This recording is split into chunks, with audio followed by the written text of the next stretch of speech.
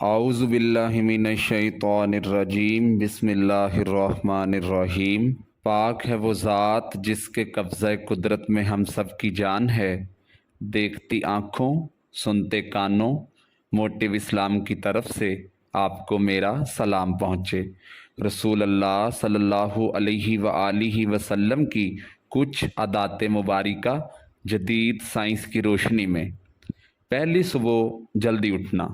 رسول اللہ صلی اللہ علیہ وآلہ وسلم صبح بہت جلد اٹھ جایا کرتے تھے، بلکہ ایسی کوئی روایت نہیں ملتی کہ آپ کی تہجد بھی کبھی قضا ہوئی ہو۔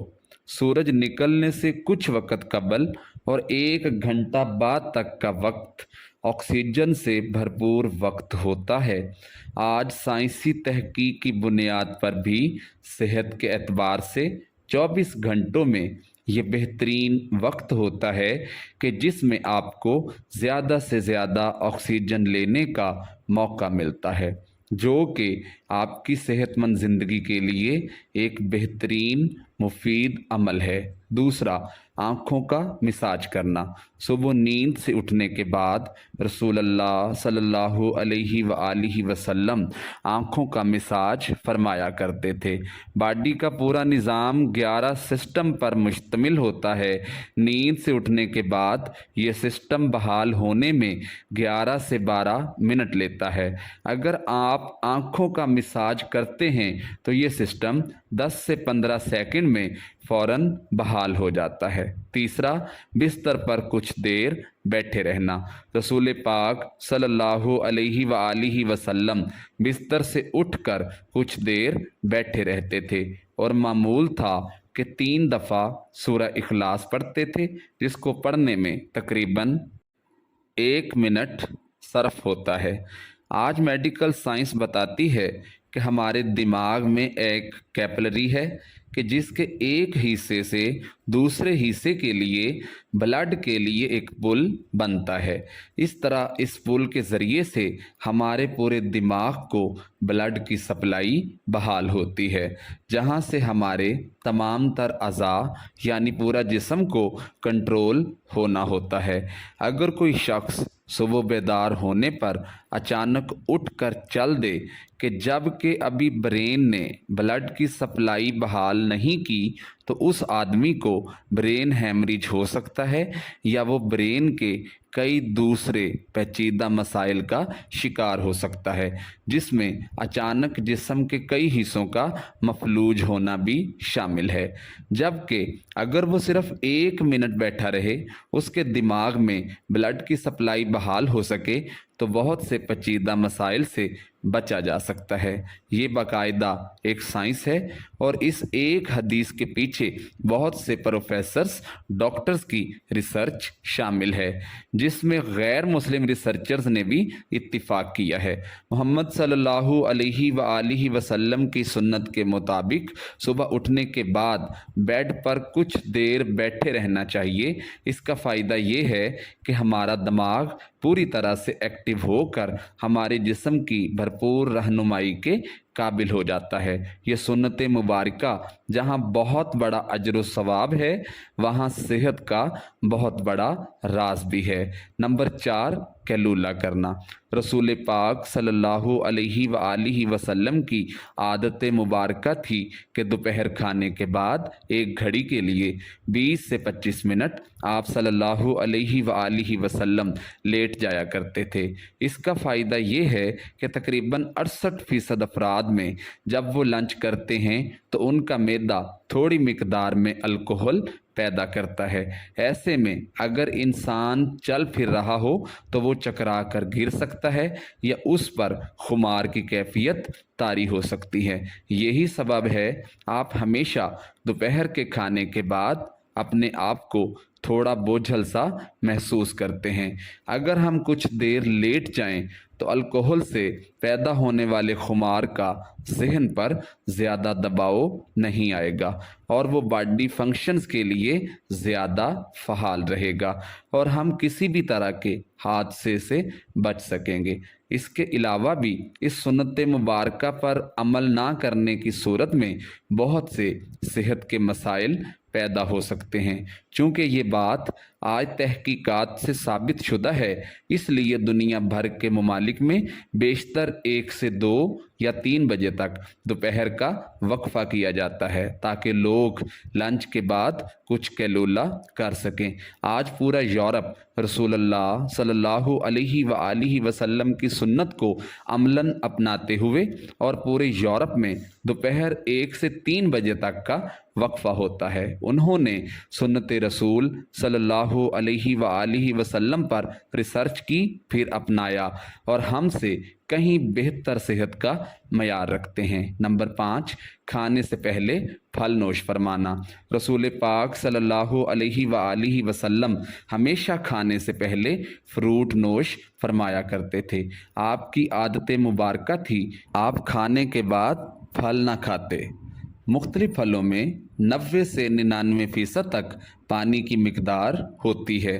آپ صلی اللہ علیہ وآلہ وسلم نے چونکہ کھانا کھانے کے بعد پانی پینے سے منع فرمایا، جبکہ کھانے سے قبل پانی پینے کی ترغیب دلائی ہے۔ اس لیے مختلف پھل بھی چونکہ پانی کے بہت زیادہ مقدار رکھتے ہیں، اس لیے ان کو کھانے سے پہلے کھانے سے جسم اور خاص طور پر معدہ اور آنتوں کو توانائی ملتی ہے، کیونکہ کھانے کو ہضم کرنے میں معدہ اور آنتوں کا بہت اہم کردار ہوتا ہے، اور یہ عمل ان کی کارکردگی بڑھانے میں ان کے لیے مددگار ثابت ہوتا ہے۔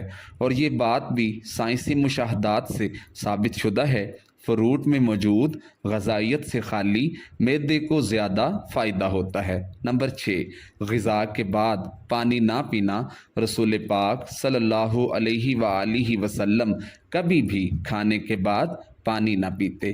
آج علم و تحقیق سے جو باتیں سامنے آئی ہیں ان سے پتہ چلتا ہے کہ سنت مبارکہ پر عمل نہ کرنے کے اس قدر نقصانات ہیں کہ گمان بھی نہیں کیا جا سکتا۔ جب ہم کھانے کے بعد پانی پیتے ہیں تو کھانے میں جس قدر بھی فیٹس ہوتے ہیں وہ کھانے سے نکل کر معدے کے اوپر والے حصے کی طرف آ جاتے ہیں۔ باقی کھانا ہاضمے کے دوسرے مرحلے کے لیے چھوٹی آنت میں چلا جاتا ہے۔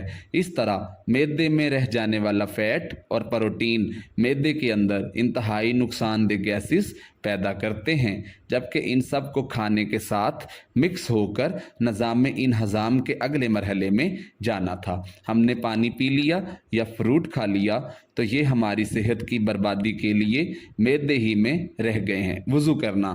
ہم دن میں 5 فرض نمازوں کے لیے کم از کم 5 بار وضو کرتے ہیں، کیونکہ وضو کے بغیر نماز نہیں ہوتی، اور منہ، ناک، ہاتھ، بازو، سر اور پاؤں دھوئے بغیر وضو نہیں ہوتا۔ یعنی دن میں 5 بار ہم جسم کے ان تمام اعضاء کو دھوتے ہیں۔ وضو میں ہم جسم کے تمام ظاہری اعضاء دھوتے ہیں جن پر مٹی اور کاربند لگ جاتی ہے۔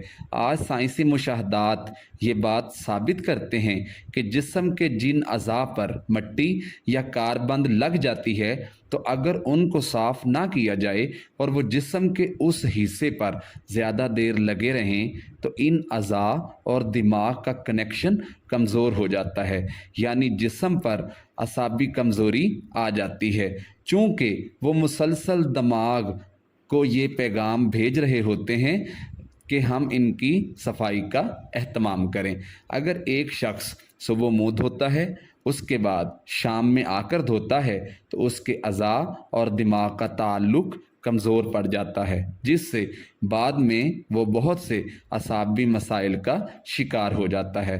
اسلام کم از کم دن میں 5 بار آپ کے اعضاء کی صفائی کا بندوبست کرتا ہے، اور جمعہ کے روز ناخن، زیر ناف اور بغلوں کے غیر ضروری بال کاٹے سمیت مکمل صفائی کا اہتمام کرتا ہے۔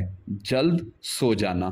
رسول اللہ صلی اللہ علیہ وآلہ وسلم کی یہ بھی عادت مبارکہ تھی کہ آپ رات جلد سو جایا کرتے۔ عموماً آپ نماز عشاء کے فوراً بعد سو جاتے، یعنی رات جلد سونا اور صبح جلدی اٹھنا آپ کے معمولات میں शामिल था। हमारी बायोलॉजिकल वॉच जो कि हमारे पूरे जिस्म के निज़ाम को मुनज़्ज़म करती है, जब ये बाहर अंधेरा देखती है तो ये आपके जिस्म को सोने का सिग्नल देती है। जिस्म को तैयारी के लिए ये 1.5 से 2 घंटे का टाइम देती है कि उस वक़्त आपको लाजमी सोना चाहिए। नोट कीजिएगा कि नमाज मगरिब और नमाज इशा में भी तकरीबन इतना ही दौरानिया होता है। इसका फ़ायदा ये होता है कि आपके जिस्म के अंदर बायोलॉजिकल वॉच के तहत एक डॉक्टर जाग जाता है जो आपके पूरे जिस्म की मेंटेनेंस करता है। अगर कहीं ज़ख़म आ गया है वो उसको रिपेयर करेगा, अगर जिगर या किसी और अज़ा में कुछ मुश्किल है तो उस पर काम करेगा। बल्कि सोने के बाद सबसे पहले जिगर पर ही काम होता है। और जो जिगर के मरीज़ हैं उनके लिए ये राय भी है, जहां वो अपना इलाज कर रहे हैं वो अपनी जगह, लेकिन अपने नींद के निज़ाम को बेहतर करके अपने जिस्म के डॉक्टर को इलाज का मौका दीजिए और फिर इसके समरात देखिए। उम्मीद करता हूँ कि आपको ये वीडियो पसंद आई होगी। अगर आप मज़ीद इस तरह की अच्छी वीडियोस देखना चाहते हैं तो हमारे चैनल को लाइक और सब्सक्राइब करें और इसके साथ लगे बेल के बटन को दबाएं ताकि हमारी आने वाली नई वीडियोस का नोटिफिकेशन सबसे पहले आप तक पहुंच सके।